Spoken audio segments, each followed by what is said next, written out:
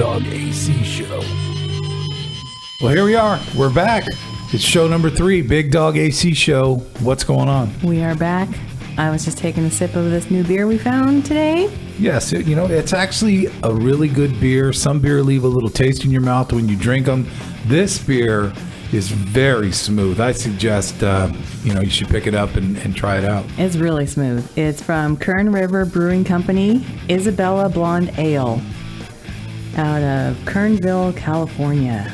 Pretty good beer. When you see the can's brown. You can check us out. We've actually posted pictures of the can, and you can see the can's brown. So it makes you wonder what the beer's going to taste like. I'm not a brown. I don't like brown beer. It's just a dark beer. Really a dark beer. It's just a little different. I think the blondes are good, but it is a good beer. So I suggest you give it a shot if you get a chance. It is good. It's very light, smooth, no bitter aftertaste, like you said.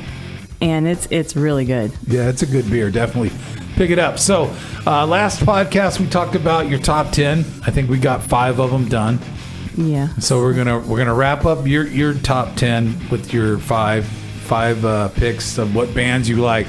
Now we come from a total different era of music. You're a 90s, more 90 into the 90s music, and of course we're not gonna age myself, but. You're a decade earlier. Yeah, I'm a little decade earlier than that. So go ahead and finish your top 5. Okay. Well, we started with like a top 10 list, but as you go through it, you start, okay, here's top 10. Oh, but I listened to this one. Oh, I listened to this one too. So I really have 16 here.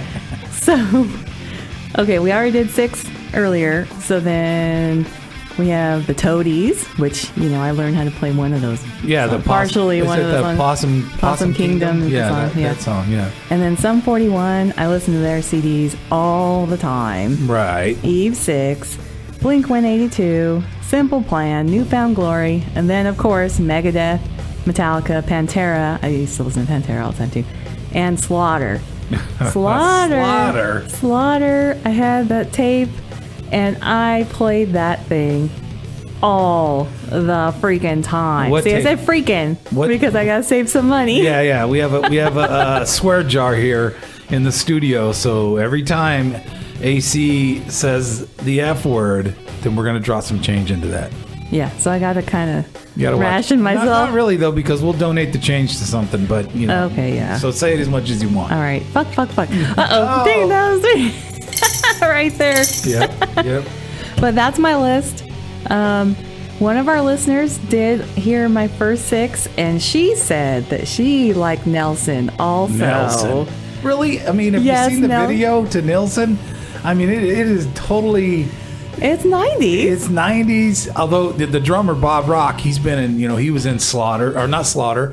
He was in the Vinnie Vincent Invasion. He was the drummer, and that's where Slaughter came out of, was Vinnie Vincent Invasion. Mm-hmm. So now I think he's drumming for Lita Ford on Lita Ford tour. So. And Lita Ford's still out touring? Yeah, well, we were supposed to go see Lita Ford, Tesla, and Alice Cooper, and because of the pandemic, we didn't get to go see him. Alice Cooper! We had tickets to Alice Cooper! We were going to go see the band Alice Cooper. I mean, the man, as far as I'm concerned.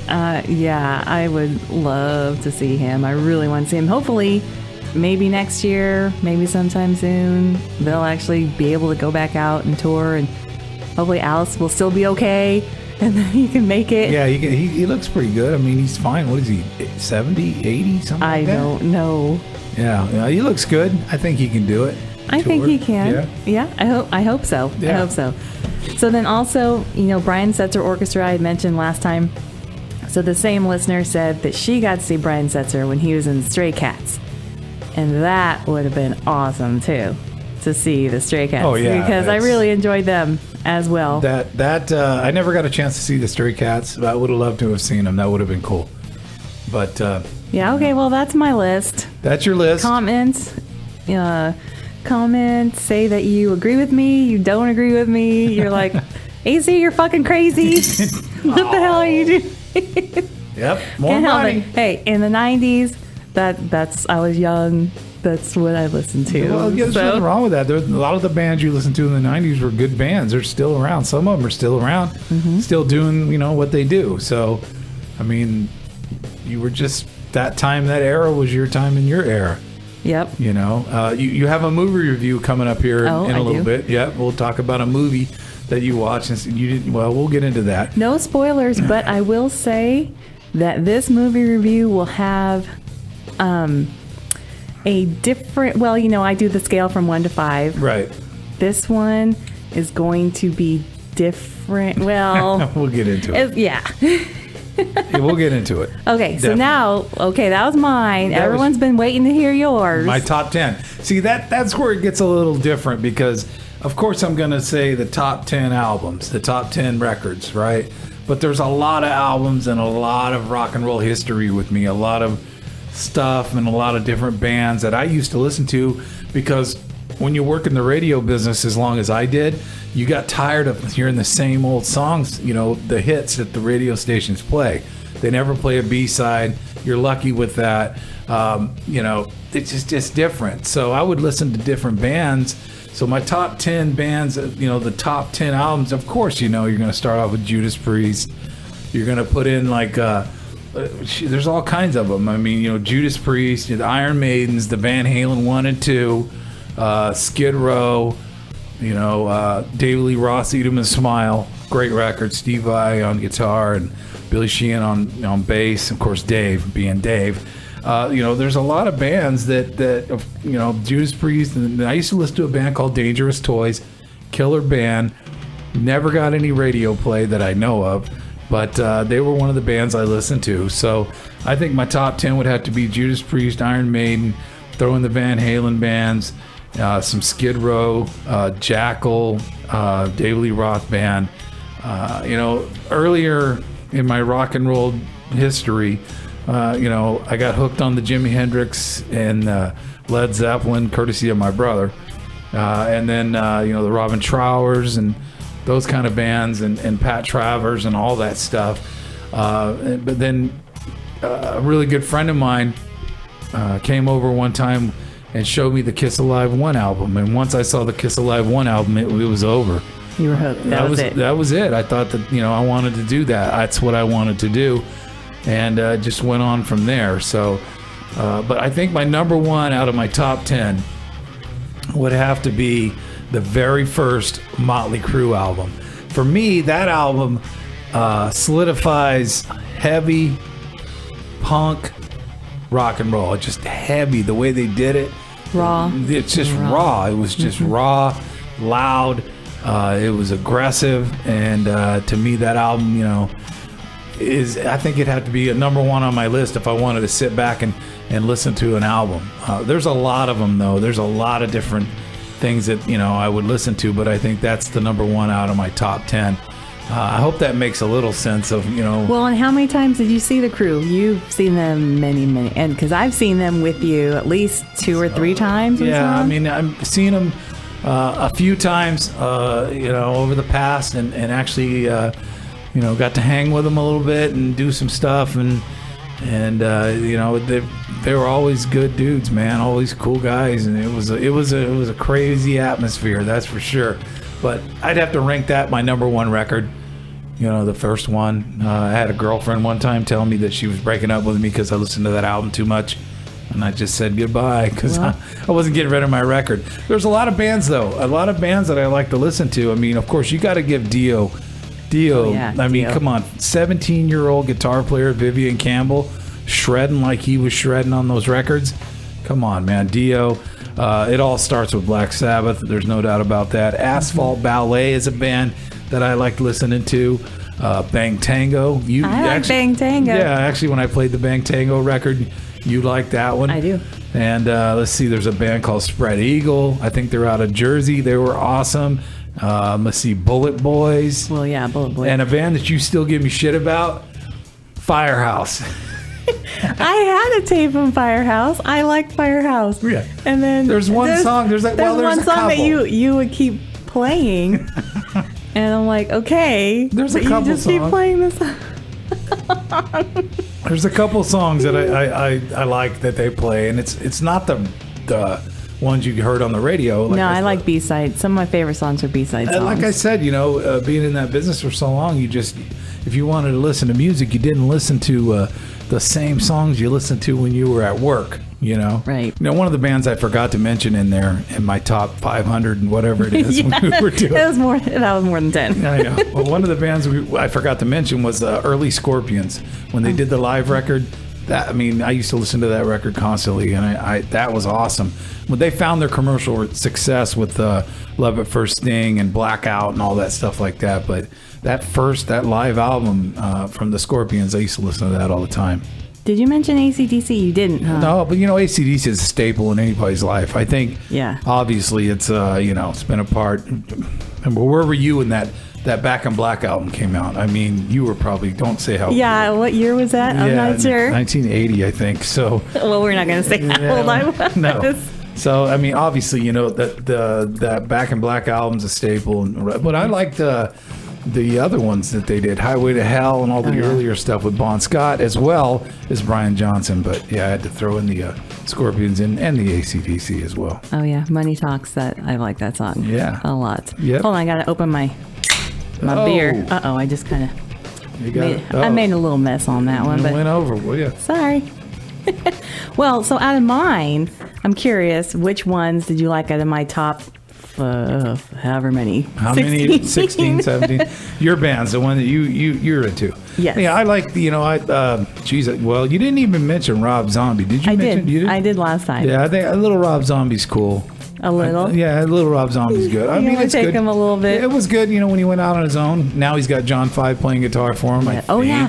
Power Man 5000, too. Yeah, That's thought about that. Okay, I like that. And, the Rancid, that one you turned me on to as well. Mm-hmm. There's a few others, too. I mean... Blink-182, although you probably like them already. Some of the places I worked had the alternative stations in the building, so they were playing that stuff as well.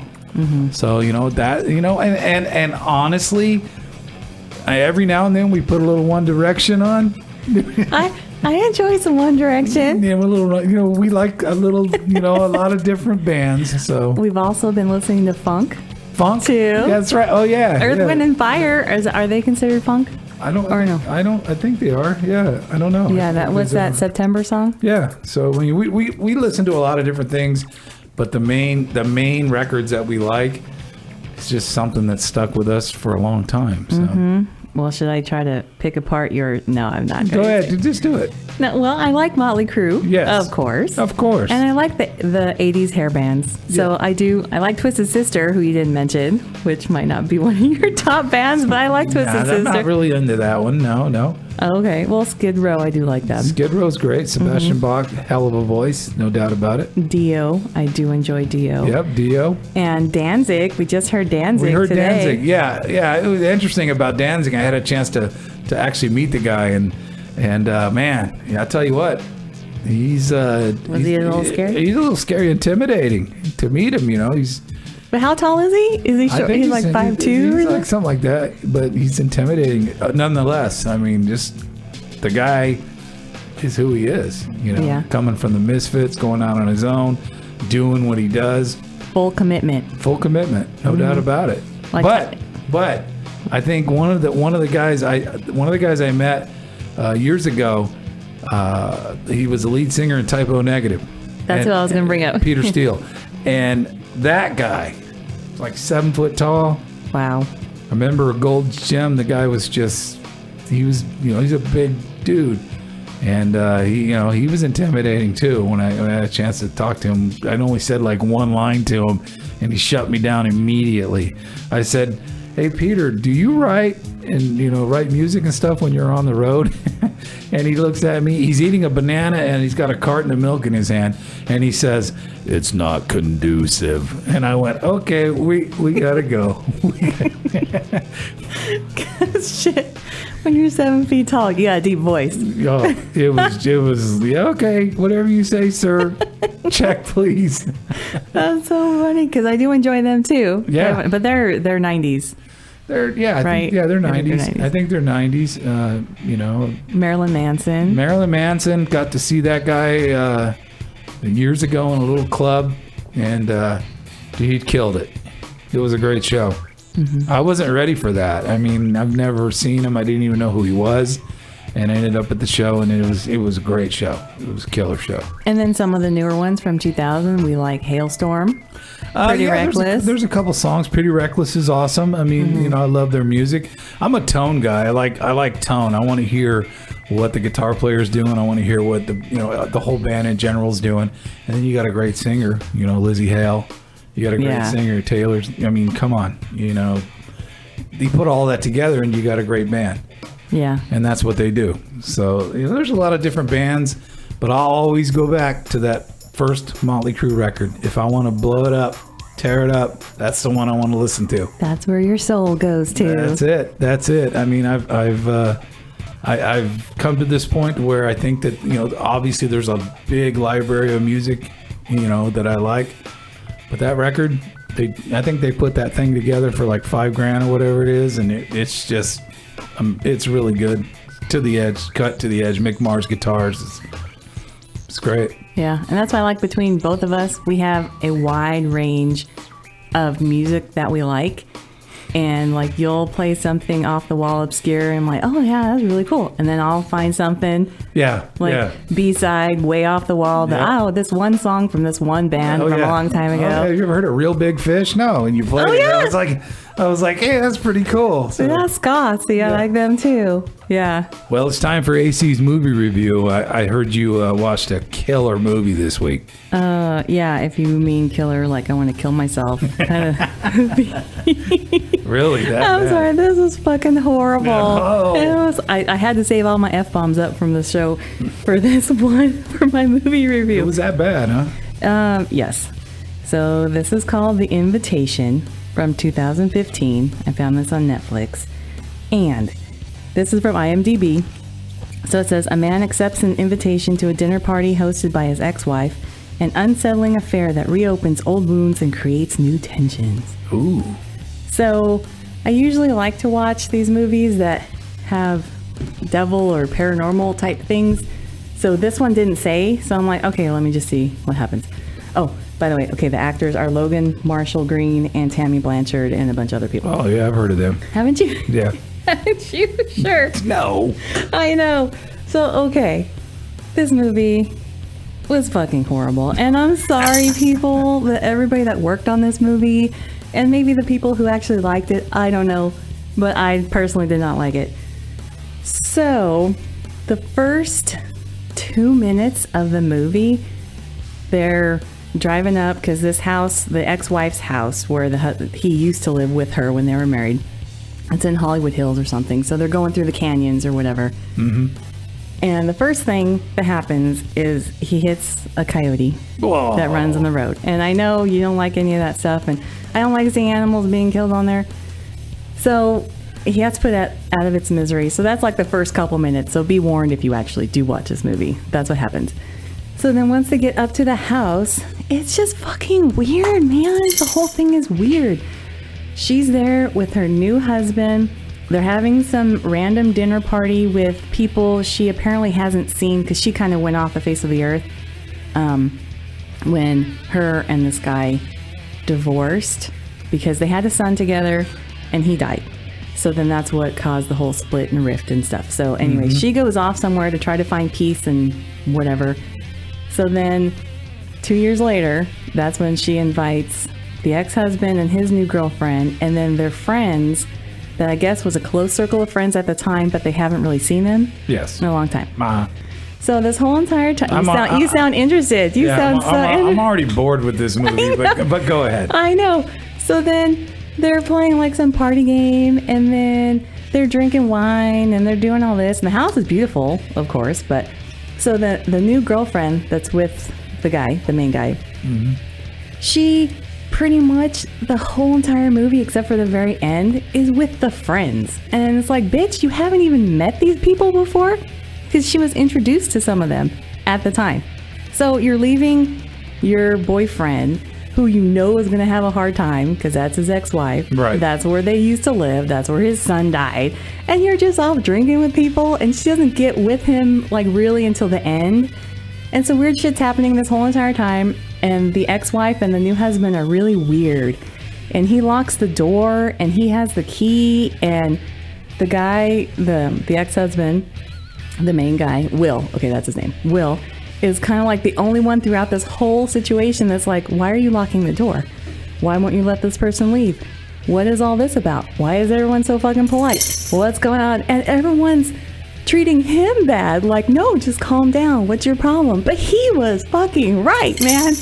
He was right. And, and in the end, go ahead. I'm just very passionate about this really sucky movie. I guess. In the beginning, you said it sucked, but now it does suck. Well, it said there are a few things, like I say, that I could agree with, though, was Will was like, what the hell's going on here? Why is everybody acting weird? Like, that would be me, like, what the fuck's going on? You know? Right. So that I thought was crazy at the end where they're like, oh, I guess he was right. Oh, shit. Oh, and all that stuff. So I actually counted from the moment the movie started until it finally got action-packed, because it was fucking boring the whole entire time. The last 20 minutes is when stuff actually started to happen. So then there's a bunch of killing and, all that stuff. So there was no devil stuff, no paranormal stuff. This was like cult stuff. Oh, okay. Okay. So what was the name of the movie again?